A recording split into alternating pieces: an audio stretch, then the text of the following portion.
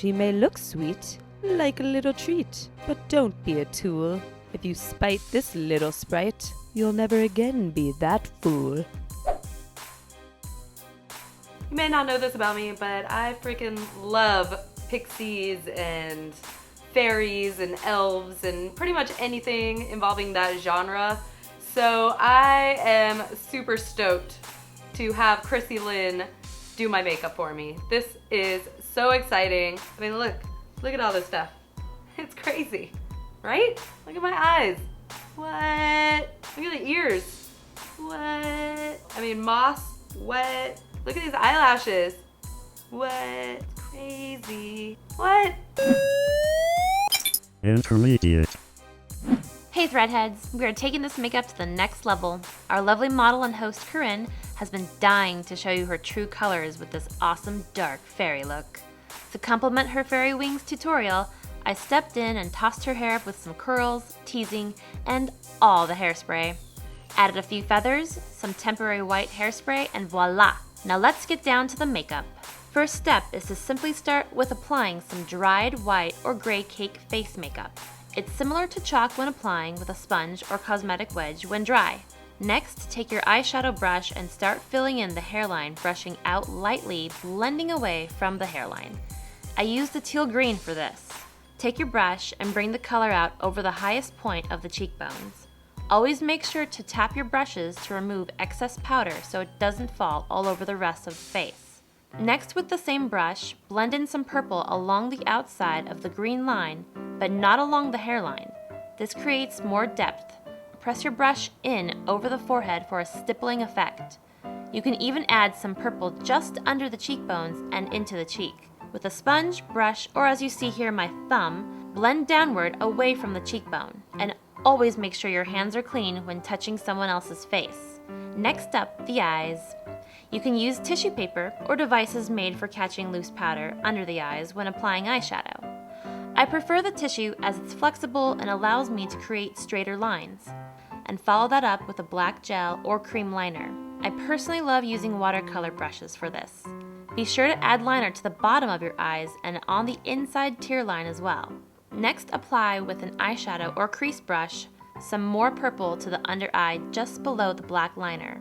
After that, it's time to apply some awesome theatrical lashes. I chose to do top and bottom lashes for a much more dramatic effect. Add a little glue and be sure to let each strip dry just a tad before applying. Do the same for both eyes on top and bottom and always blend your false lashes in with your mascara. In this case, we simply used Corinne's mascara, so there was no need for disposable wands. Next, get your glitter and glitter glue ready. I had to mix up 3 different glitters for the colors I wanted. I chose Ben Nye's glitter glue for this one. First, brush on your glue just above the eyebrow and allow that to dry for about a minute or so. Take an eyeshadow brush and dip into your glitter, then brush over the glue. Add more glue where you'd like the glitter, and so on. I brought the glitter down to the cheekbones this time and simply followed the line I created with the greens and purples. Following the glitter, I thought it might be neat to add some craft moss to give her an outdoor, woodsy, yet creepy look and feel. You'll need spirit gum for this. The same rules apply for spirit gum as they do for glitter glue. Lay your glue, let dry for about a minute, then lay your moss. Place a little moss in the hair as well. Next, I used a contour brush and a green eyeshadow and filled in just below the jawline, down the neck a bit. Follow that with filling in the eyebrows with black powder or pencil. Next, you'll want to add a little water or Liquicet to that cake makeup and apply this to the lips with a watercolor or lip brush. After that, apply some clear gloss or lip lacquer. Next up, the ears. I picked up a couple of foam latex pointed ears at the supply shop. You can simply paint these with cream color foundation, set with neutral powder, and then apply them with spirit gum or Pros-Aide.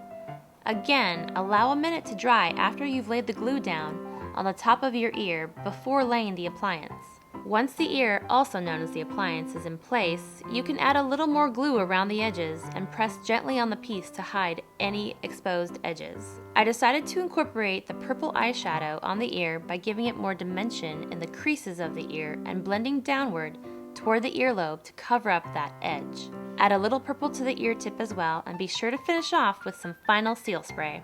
Finally, add some crazy character contacts to complete your look and you're all set for the Clubby Club, photo shoot, or just because. Happy Halloween and snip snip! If you want to learn how to make your own fairy wings, check out this video. I show you how to make 2 different kinds. One that you can wear at nighttime and they light up and they look like they're flapping. It's pretty cool. And then this pair that's a little bit more for your everyday wing wearing. You know, because you just like to wear wings around town. A little behind the scenes information for you. This one time I auditioned for Project Runway. I didn't make it, but I brought in a pair of fairy wings and I didn't realize that Tim Gunn was gonna be sitting in the room. I thought it was just gonna be the casting people, really. And nope, it was Tim Gunn. And he asked me, he looked at my fairy wings and he said, "What are those for? What are those for?" And I said, "For flying." He didn't think it was that funny. Needless to say, I didn't get chosen to be on the show. Yeah, little tip, little word of advice. Don't bring fairy wings to a Project Runway audition. They won't take you seriously.